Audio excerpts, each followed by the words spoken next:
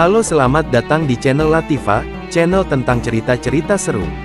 Pada malam ke-11, Ratu Syahrazad melanjutkan ceritanya. Wahai raja yang bijak, gadis itu, setelah sebelumnya ia sangat marah, tertawa karena syair yang dilantunkan oleh Hasan si pelayan.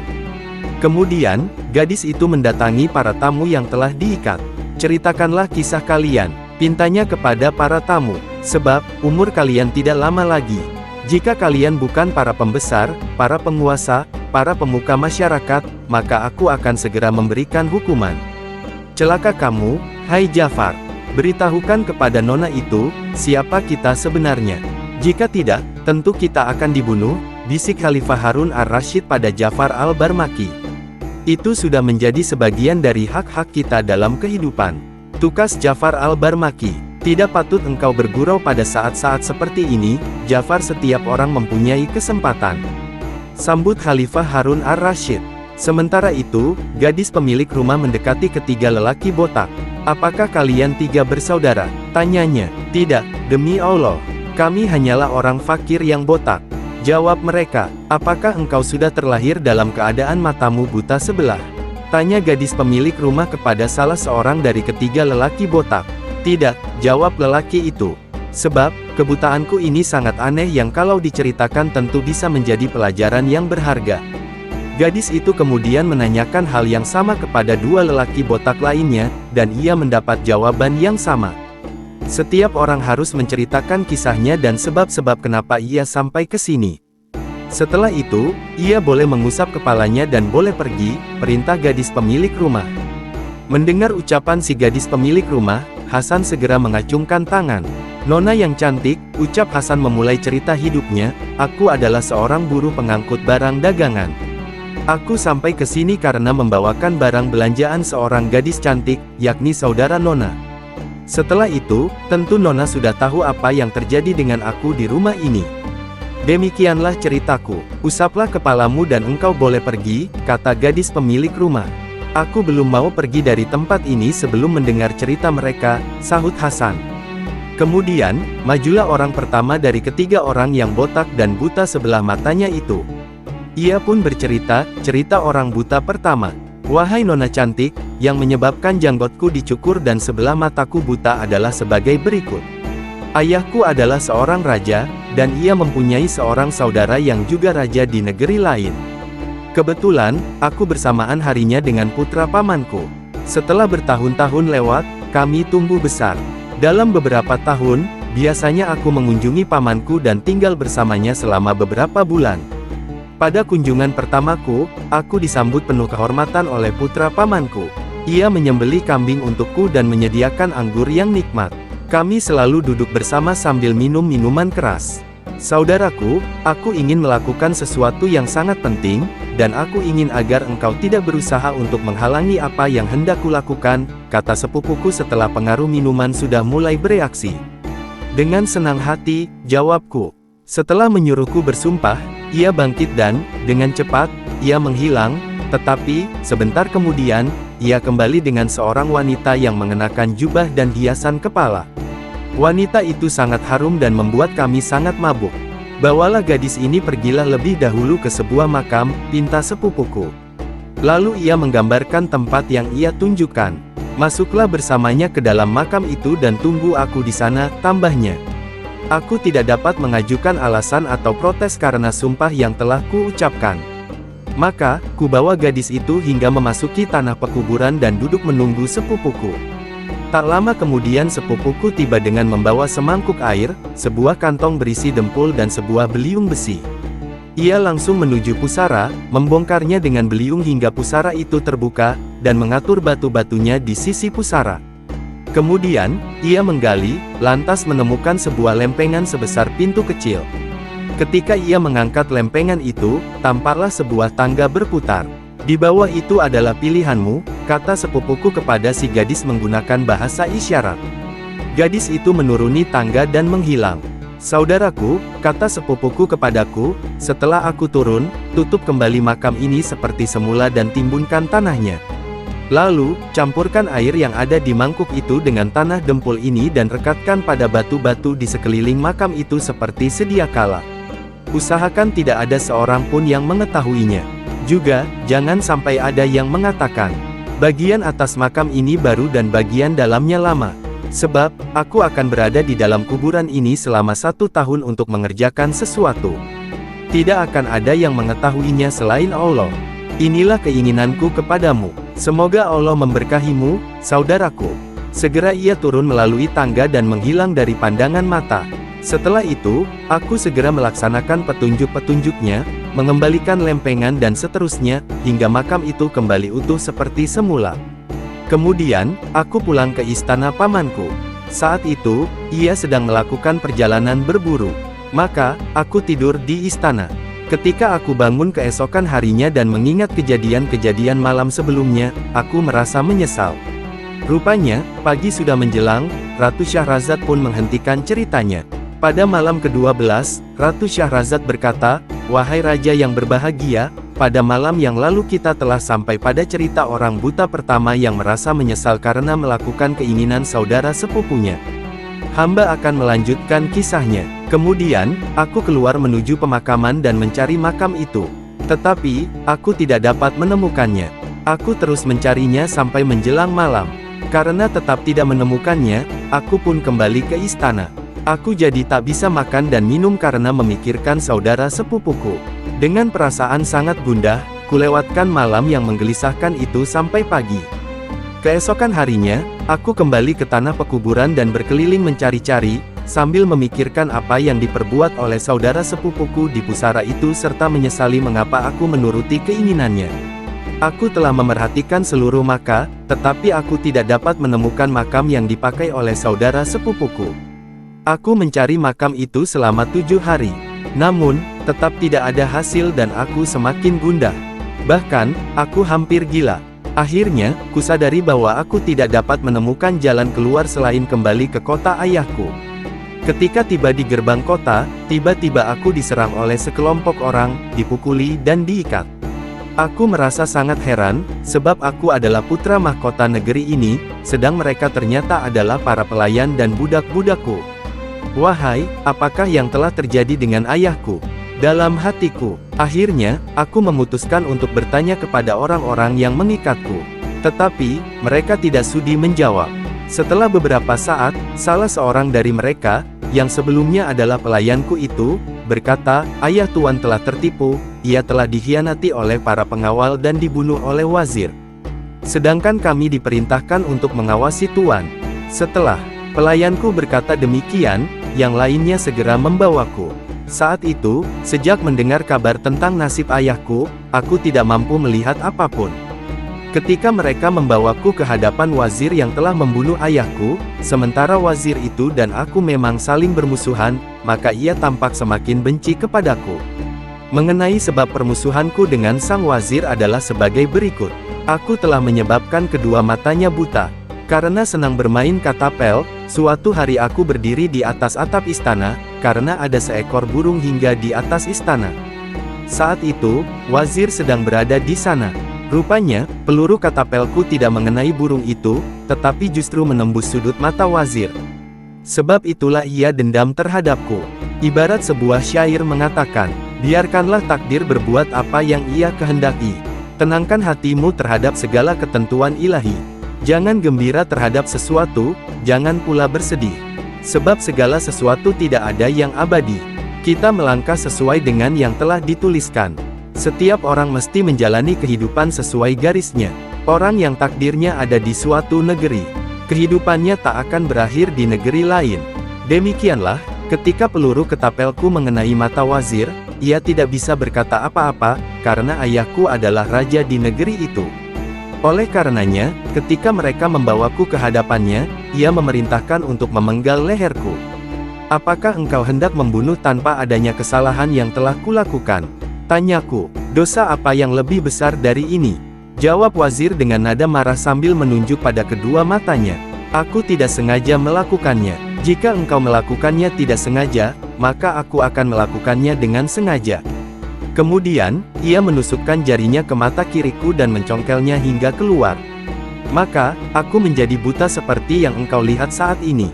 Kemudian ia mengikatku dan menempatkanku di dalam sebuah peta dan menyerahkannya kepada Algojo. Naikin kudamu, hunus pedangmu, dan bawa orang ini keluar kota raja, bunuhlah ia, dan biarkan hewan-hewan buas memakan dagingnya, titah sang wazir pada Algojo. Algojo itu mengikuti perintah wazir dan membawaku keluar kota raja. Kemudian, ia turun dari kudanya, mengeluarkanku dari peti, sementara kedua tanganku dan kakiku tetap terikat. Algojo itu hendak menutup mataku dan membunuhku. Aku meratap sedih atas apa yang telah terjadi pada diriku seraya menyitir sebuah syair. Telah kuangkat kalian jadi pelindung yang dapat membentengiku, agar kalian menahan tikaman tombak dan hujaman panah pengkhianat. Tetapi kalian adalah busur dari panah itu, yang menghujamku dengan penuh kelicikan. Aku sangat berharap mata kananku membantu mata kiriku. Namun apa daya keduanya tak bisa saling berdekatan. Saudara-saudaraku yang telah kuangkat jadi pelindung, mampu melindungiku, tetapi agar aku tidak bisa melihat musuhku. Tiba-tiba saja, panah-panah melesat menusuk jantung. Mereka berkata, tenangkan hari. Musuh tak akan mengganggu. Mereka jujur dan patuh dan segala titah ayahku dijunjung. Tetapi saat nasibku berubah, mereka berbalik hendak membunuhku. Ketika Algojo ayahku itu mendengarkan syairku, ia merasa kasihan kepadaku. Ia memutuskan untuk tidak membunuhku dan membebaskanku. Tuanku, bagaimana aku bisa melakukannya, sementara aku adalah budak ayahmu? Larilah dan jangan kembali ke negeri ini, sebab mereka akan membunuh tuan dan membunuhku sekaligus, kata Algojo itu kepadaku. Aku hampir tidak mempercayai keselamatanku. Maka, kucium tangan Algojo itu dan berpikir bahwa kehilangan mata bagiku lebih baik daripada harus kehilangan nyawa. Lalu, aku mulai melakukan perjalanan hingga tiba di kota pamanku. Ketika aku menemuinya dan menceritakan padanya tentang kematian ayahku dan hilangnya sebelah mataku, pamanku menangis sejadi-jadinya. Kemudian, setelah ia dapat menguasai diri, sungguh, keadaanmu menambah beban dukaku, seru pamanku. Sebab, putraku telah menghilang beberapa hari yang lalu, dan aku tidak tahu apa yang terjadi padanya, juga tidak menerima berita apapun tentang dirinya. Pamanku menangis dan aku ikut bersedih hingga jatuh pingsan. Tak beberapa lama kemudian, aku sudah siuman. Engkau telah bersedih atas putra pamanmu ini, dan aku semakin berduka atas peristiwa yang menimpamu. Akan tetapi, aku merasa senang bahwa yang hilang adalah sebelah matamu, ucap pamanku. Karena tidak mampu berdiam diri, ku ceritakan kepadanya apa yang telah menimpa putranya. Ia menjadi sangat senang. Tunjukkan padaku di mana makam itu, pinta pamanku. Demi Allah, paman, aku telah lupa jalan ke sana, dan aku tidak tahu lagi di mana letak makam itu. Sebab, saat itu, aku sudah berusaha mencarinya, tetapi tidak berhasil.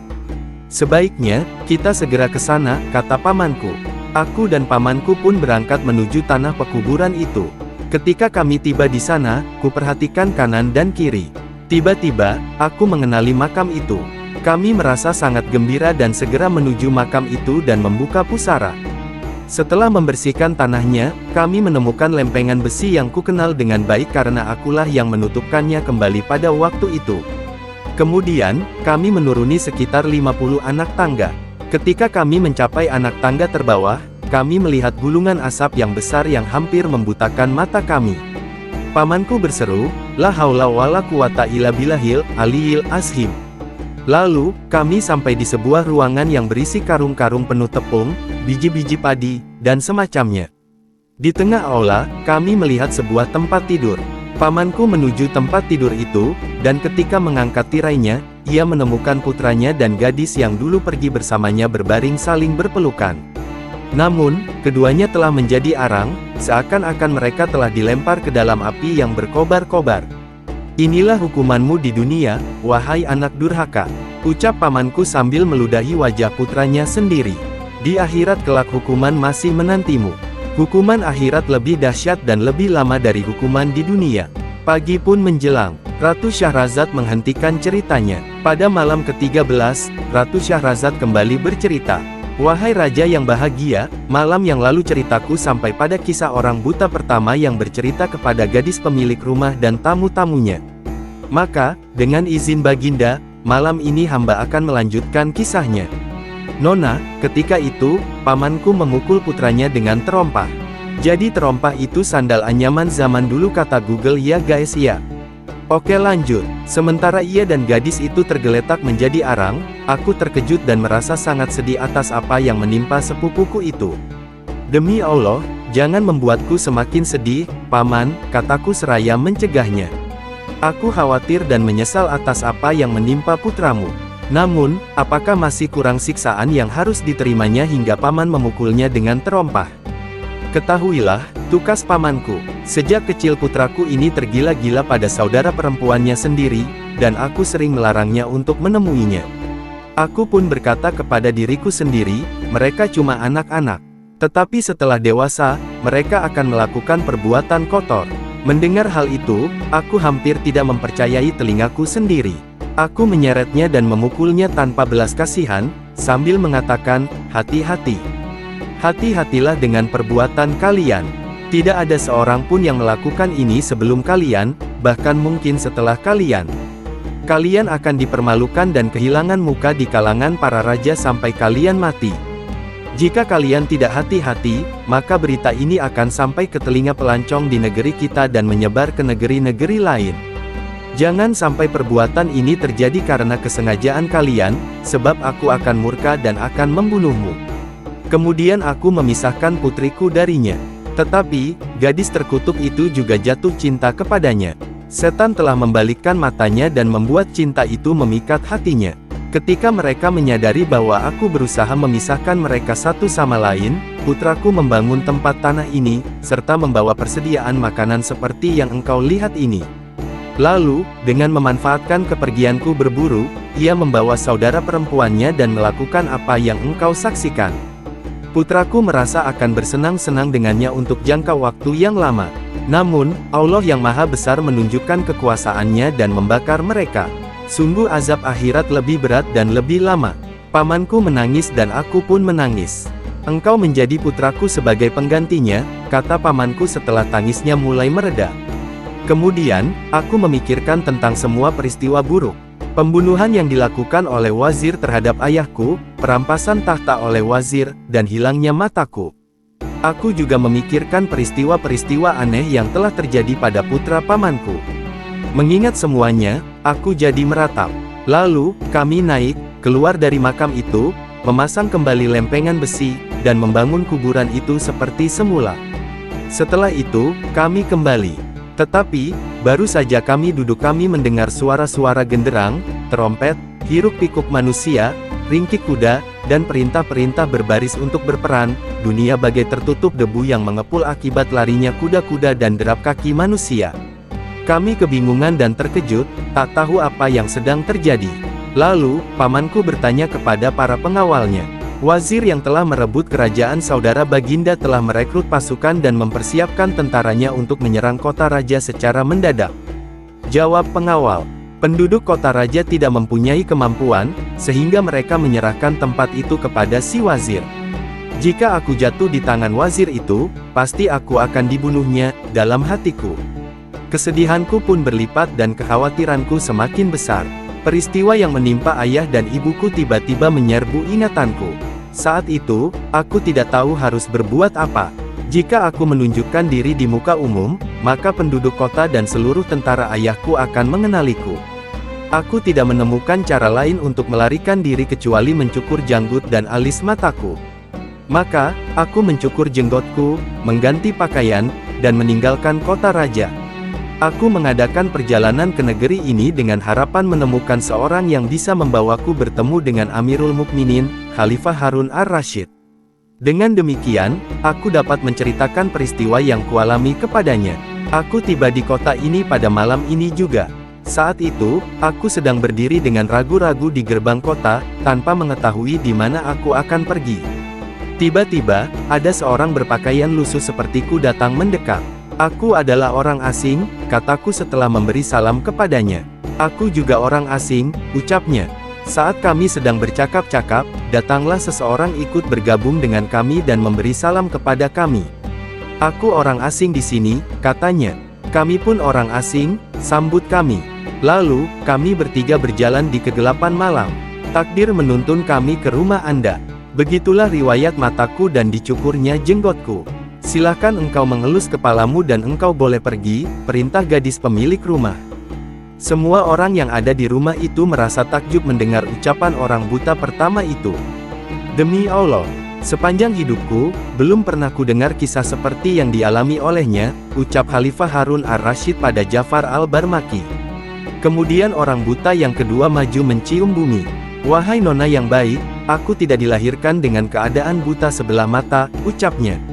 Kisahku sangat ajaib. Jika kisahku ditulis di lembaran-lembaran sejarah, maka akan menjadi teladan yang berguna bagi orang yang mau mengambil pelajaran. Kemudian, orang buta kedua bercerita tentang kisah hidupnya.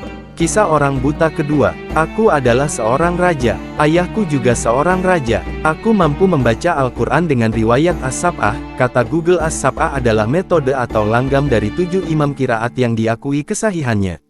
Oke lanjut, aku juga mempelajari kitab-kitab agama dari para syekh. Selain itu, aku mempelajari ilmu astronomi dan sastra. Demikianlah, aku mempelajari seluruh ilmu dengan penuh semangat hingga ilmuku melampaui para ulama pada masa itu. Kehebatanku terkenal di kalangan para ahli ilmu, bahkan sampai ke telinga para raja. Suatu hari, Raja India mengirimkan kepada ayahku berbagai hadiah sebagai lamaran terhadapku. Ayahku segera menyediakan 6 kapal untuk memberangkatkanku. Kemudian, kami berlayar di lautan selama sebulan penuh, hingga suatu hari kami tiba di India. Kami mengeluarkan kuda-kuda yang kami bawa serta 10 muatan berisi hadiah-hadiah berharga. Saat kami berjalan menuju istana raja, tiba-tiba ada gumpalan debu yang membumbung. Sebentar kemudian, angin meniup debu-debu itu dan udara kembali. Saat itu kami melihat 60 penunggang kuda yang berpakaian baja. Rupanya, mereka adalah para penyamun. Ketika mereka mengetahui bahwa kami hanyalah sekumpulan kecil dan membawa 10 muatan berisi hadiah untuk Raja India, mereka mengarahkan tombak kepada kami. Kami adalah utusan yang akan menemui Raja India. Kalian tidak boleh mengganggu kami, kata kami kepada mereka. Kami tidak berada di wilayah kekuasaannya, sahut mereka. Kemudian mereka membunuh sebagian pengawalku, sedang sebagian pengawalku yang lain melarikan diri. Aku juga berhasil melarikan diri dengan beberapa luka di tubuhku. Para penyamun itu menjarah hadiah-hadiah yang kami bawa. Saat itu, aku berlari tanpa mengetahui kemana aku harus pergi. Sebelumnya, aku berjaya dan kini aku menjadi hina. Aku meneruskan perjalanan hingga tiba di lereng sebuah gunung. Aku masuk ke dalam sebuah gua yang ada di lereng gunung itu dan berteduh di sana hingga pagi. Kemudian, aku berjalan lagi hingga tiba di sebuah kota yang ramai, indah, tentram, dan makmur.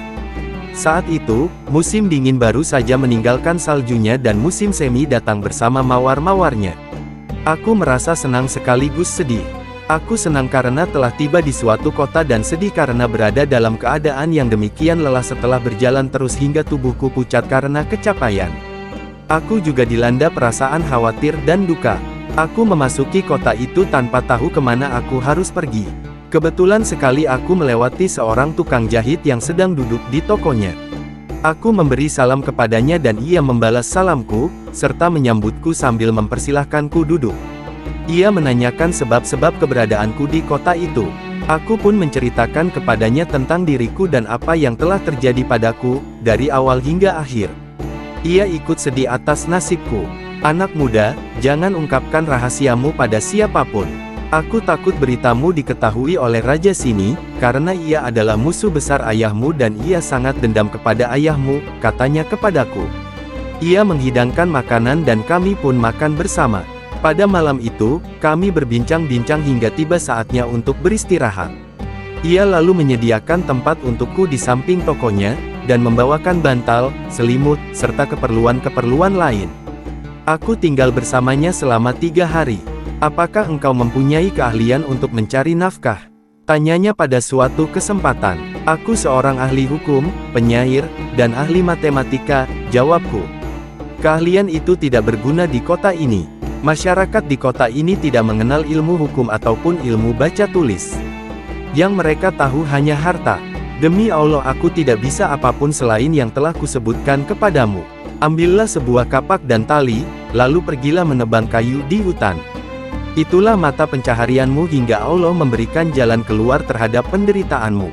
Dengan begitu, seorang pun tak akan ada yang mengetahui identitas dirimu, apalagi sampai berniat membunuhmu.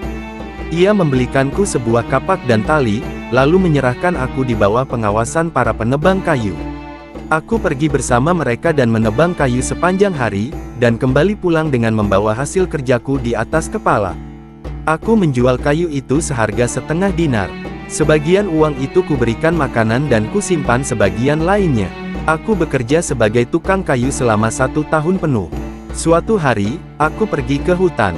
Setelah masuk jauh ke dalam hutan, aku menemukan serumpun pepohonan. Aku memasuki rumpun itu, menuju sebatang pohon, dan menggali sekelilingnya dengan kapak, serta menyingkirkan tanah dari akarnya. Saat aku mengkapak pohon itu tiba-tiba, kapakku mengenai benda keras. Ternyata, benda itu sebuah cincin yang menempel pada sebuah papan kayu. Setelah ku bersihkan tanah yang menutupinya, aku mengangkat papan itu yang di bawahnya ada sebuah tangga. Aku menuruni anak tangga itu. Ketika aku sampai di bawah, aku menemukan sebuah pintu. Aku masuk dan melihat istana yang dibangun dengan kokoh. Lalu, aku lebih masuk lagi ke dalam dan melihat seorang gadis cantik yang tampak bersinar seperti sebuah mutiara. Kecantikannya menghapuskan seluruh kesedihan serta mampu memikat orang yang paling pandai dan bijaksana sekalipun. Ketika aku memandangnya, aku segera bersujud kepada Allah yang Maha Pencipta, karena betapa cantik dan indah ciptaannya itu. "Siapakah engkau? Seorang manusia ataukah jin?" tanya gadis itu sesaat ia memandangku. "Aku seorang manusia," sahutku. "Apa yang membawamu ke sini?" "Aku telah hidup di tempat ini selama 25 tahun dan tak pernah melihat seorang manusia pun. Kuperhatikan ia," kata-katanya begitu manis. "Wahai putri yang cantik, Allah lah yang membawaku ke tempatmu ini. Barangkali dia hendak menghalau kesedihanku," ucapku. Lalu, ku ceritakan kepadanya riwayat kemalangan nasibku, dari awal hingga akhir. Ia ikut bersedih dengan kisahku. "Aku pun akan menceritakan kepadamu tentang kisah hidupku," ujarnya. Bagaimanakah kelanjutan kisahnya? Kita tunggu di episode selanjutnya ya guys. Jangan lupa subscribe agar kami terus semangat membuat konten-konten baru.